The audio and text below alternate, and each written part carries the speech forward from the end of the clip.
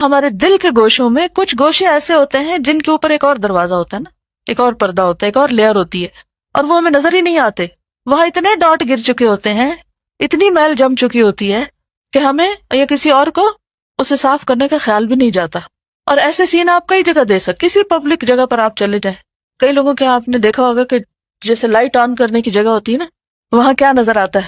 میل. کیوں آتی؟ کیونکہ روز آپ کا ہاتھ لگتا ہے اور اکثر ہاتھ گندا ہوتا ہے، تو وہ ساری گندگی ریفلیکٹ کرتی ہے آپ کی دیوار پر، جس سے پتہ چلتا ہے کہ آپ کس قسم کے رہنے والے ہیں، کون ہے، کون اس جگہ کو استعمال کرتا ہے. تو وہ ایک دن میں نہیں ہوتا، روز لگتا ہے، روز لگتا ہے، روز لگتا ہے. بالکل اسی طرح جیسے ابھی میں نے میوزک والی گھنٹی کی بات کی، تو وہ کیا ہوتا ہے؟ روز سنتے ہیں اور اتنا سنتے ہیں اور ہر طرف سے وہی آوازیں سن رہے ہیں کہ ہم اتنے امیون ہو گئے کہ ہمیں پتہ ہی نہیں کہ اس کا کوئی بلیک ڈاٹ بھی لگ رہا ہے. کیونکہ یہ ہو ہی نہیں سکتا کہ میوزک ایمان میں اضافہ کرے، وہ لازمی طور پہ کمی کرتا ہے. اس کو آپ ایک مثال سے سمجھیے کہ کبھی دیکھنا ہوگا حمام ہوتا ہے، جیسے واٹر ٹینک ہوتا ہے یا کوئی بھی ٹیپ ہوتی ہے. اگر ٹیپ کا وہ پراپرلی فکسڈ نہ ہو اور اس میں سے ایک قطرہ گر رہا ہو تو کیا ہوتا ہے؟ وہ قطرہ گرتے گرتے ٹینک خالی ہو جاتا ہے. ہوتا ہے نا؟ بالکل اسی طرح اگر آپ نے ماشاءاللہ صبح تہجد پڑھے اور پھر تلاوت کی اور پھر اذکار کیے، پھر رو کے دعا مانگی. بائی دی وے پتہ نہیں آپ کو یاد رہا کہ نہیں، آپ نے رو کے دعا مانگی ہے کل سے آج؟ الحمدللہ، شکر اللہ کا. ایسی باتیں جو کرنے کی ہوتی ہیں نا، کہیں نہ کہیں لکھ لیا کہ جو پہ چیک کیا کہ جی میں نے کیا کہ نہیں. اینی ویز خوب رو کے دعا مانگی، وہ دعائیں پڑھی، اچھی اچھی باتیں کی، تو ایمان کا ٹینک بھر گیا. اب کیا ہے؟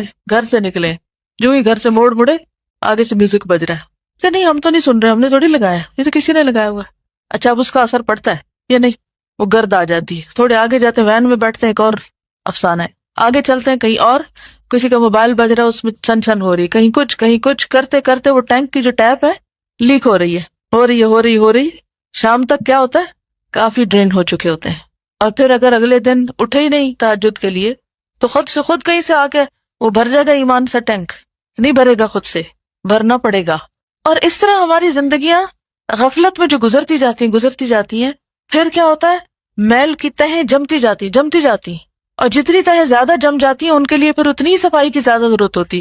اور پھر جب زیادہ گندا ہو جاتا ہے ہم کہتے ہیں چھوڑو پرے، اب گندا تو ہے ہی، اچھا کبھی وہ صفائی کریں گے، رینوویشن ہوگی، پھر پینٹ ہو جائے گا، پھر ٹھیک ہو جائے گا. اب کون اس کو کرے؟ کیونکہ دیکھ کے بھی برائی نہیں لگتی نا، گندگی نہیں لگتی. تو بڑے بڑے گناہوں سے بعض اوقات ہم بچ جاتے ہیں. ہم بڑا عہد کر کے نکلتے، کسی کی غیبت نہیں کرنی، نہ سننی ہے کسی کی، کوئی انٹرسٹ نہیں لینا، جھوٹ بھی نہیں بولنا، کسی کا دل بھی نہیں دکھانا، ایسا بھی نہیں کرنا، ویسا. سو عہد کر رہے ہوتے ہیں اور الحمدللہ بعض اوقات ان بڑے ٹارگٹس میں کافی حد تک کامیاب بھی ہو جاتے ہیں. لیکن چھوٹی چھوٹی چیزیں جن کی طرف سے شیطان ہمیں یہ کہہ کہ تھپکی دیتا رہتا، سلاتا رہتا ہے، اس سے کیا ہو؟ اس سے تو کوئی فرق ہی نہیں پڑتا، اس سے کچھ نہیں ہوتا، کہ بہت کچھ ہو چکا ہوتا ہے، غیر محسوس طریقے سے ہوتا ہے. اور جب ہونے لگتا ہے نا پھر ڈپریشن، اور جب دل کے اوپر پریشانی کا بوجھ پڑنے لگتا ہے تو پھر ہمیں سمجھ نہیں آتی کہ ہوا کیا ہے. پھر بیماری بھی سمجھ نہیں آتی اپنی، علاج کہاں سے کریں گے. پھر اس ویکنس میں شیطان اور غالب آتا ہے، وہ تو گھات میں بیٹھا ہوا ہے اور ہر وقت شکار کرنے کی امید میں ہوتا ہے کہ کسی وقت میں اس کو اپنے کنٹرول میں کر لوں گا. تو ضرورت کس کو ہے؟ ہمیں خود، کہ ہم نے بچنا ہے. اور یہی تقویٰ کی زندگی ہوتی ہے. جب جنگل سے مثال دی تھی ابی بن کعب نے، تو کیا کہا تھا کہ جنگل سے گزرتے ہوئے جیسے کانٹوں وغیرہ سے گزرتے، تو کانٹے ایک طرح سے نہیں ہوتے، کوئی بڑی سی ٹہنی آگے ہوتی ہے، کوئی چھوٹا سا کانٹا ہوتا ہے، کوئی کسی طرح. تو بعض اوقات آپ نے دیکھا ہوگا کہ ہم کسی بڑی ٹہنی سے نہ بھی ٹکرائیں، چھوٹے موٹے کانٹے بھی نہ لگے، جو چھوٹی سی ہوتی ہے نا، جس کو آپ سوئی کے ناکے سے نکالتے ہیں، تکلیف دہ ہوتی ہے نہیں. تو بعض اوقات اسی طرح وہ چھوٹی چیزیں جو ہے نا، چھوٹے کانٹے چپکتے رہتے ہیں، تو ہمیں ان سے بھی بچنا ہے. اگر آپ لوگ کبھی گاؤں کی زمین پہ چلے ہوں تو آپ نے دیکھا ہوگا ایک چھوٹا سا زمین سے خود رو سا پودا ہوگا ہوا ہوتا ہے، جس کے اندر بھکڑے ہوتے ہیں نا.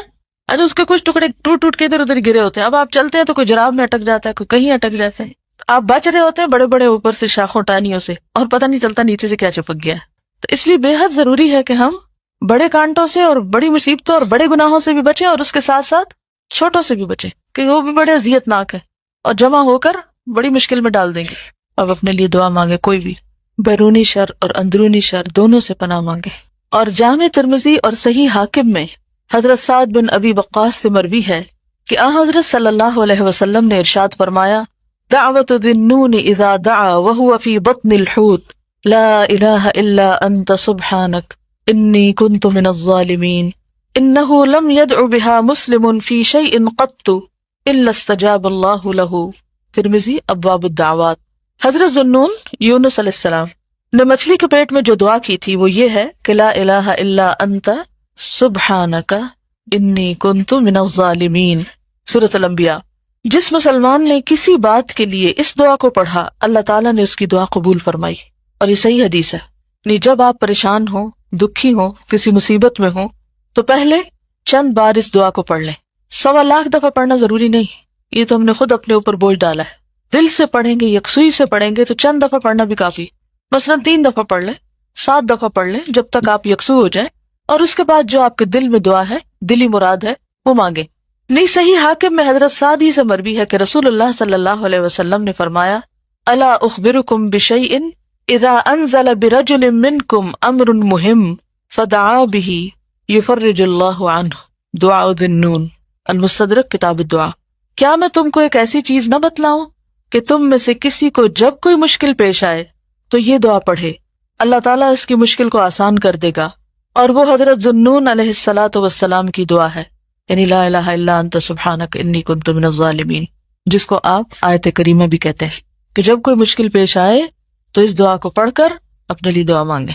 اسی صحیح میں ہی ان سعد سے مروی ہے کہ رسول اللہ صلی اللہ علیہ وسلم نے فرمایا هل ادلکم علی اسم الاعظم دعاء یونس.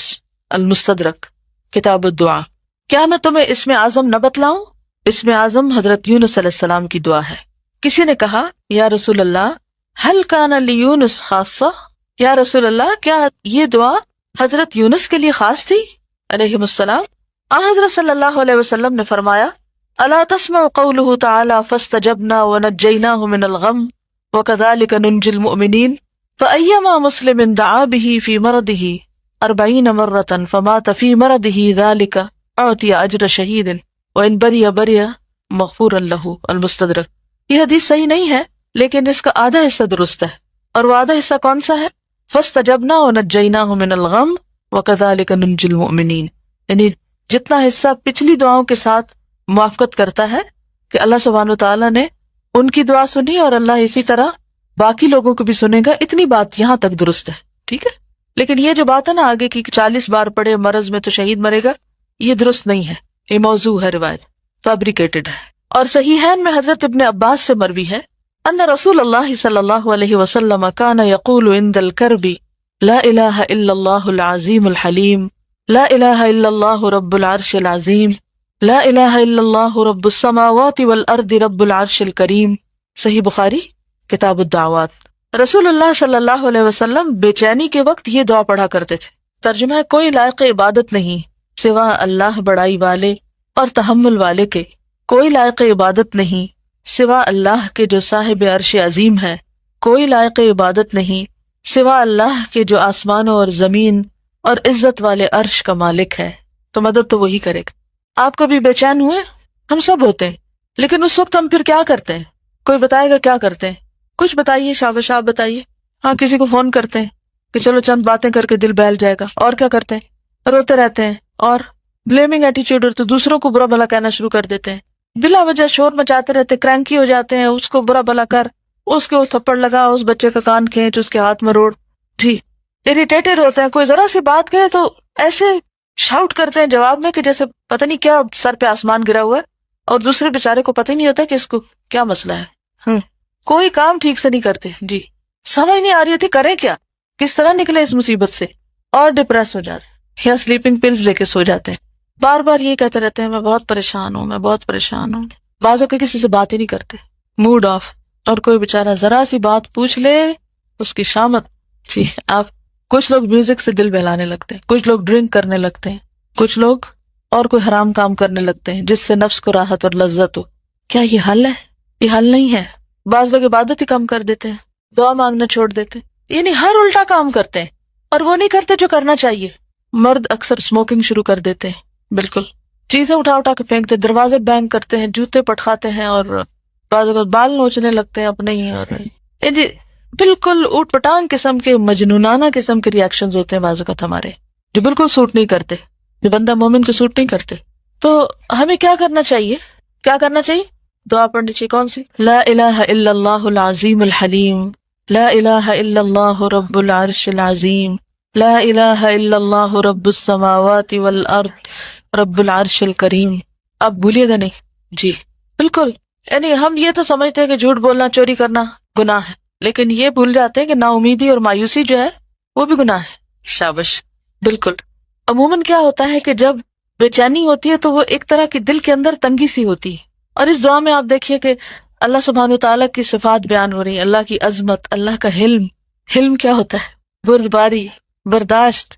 اور پھر اللہ کے عرش اور اس کی عظمت، اور آسمانوں اور زمین کی عظمت، یعنی آسمان و زمین کے رب کی بات کرتے ہیں، اور عرش کریم کی بار بار عرش کی بات ہوئی. آپ کو پتہ ہے نا کہ مخلوقات میں سے سب سے بڑی چیز، سب سے عظیم چیز عرش ہے. تو جب عرش کا ذکر کرتے ہیں اس دعا کے اندر، تو وہ جو دل کے اندر تنگی ہوتی ہے نا، وہ وسعت میں بدلنے لگتی ہے، کیونکہ انسان جو کچھ بولتا ہے وہ اس کے اوپر خود بھی اثر انداز ہو رہا ہوتا ہے، اس کے الفاظ اثر انداز ہوتے ہیں. تو رسول اللہ صلی اللہ علیہ وسلم بے چینی کے وقت یہ دعا پڑھا کرتے تھے. اب آپ پڑھنا نہیں بھولیے گا، اس کے لیے کیسے یاد رہے گا؟ لکھ کے کہیں لگا لیں، ٹھیک ہے، سامنے کہیں. حضرت علی ابن ابی طالب سے مروی ہے کہ علمنی رسول اللہ صلی اللہ علیہ وسلم اذا نزل کرب ان اقول لا الہ الا اللہ الحلیم الکریم سبحان اللہ وتبارک اللہ رب العرش العظیم والحمد للہ رب العالمین.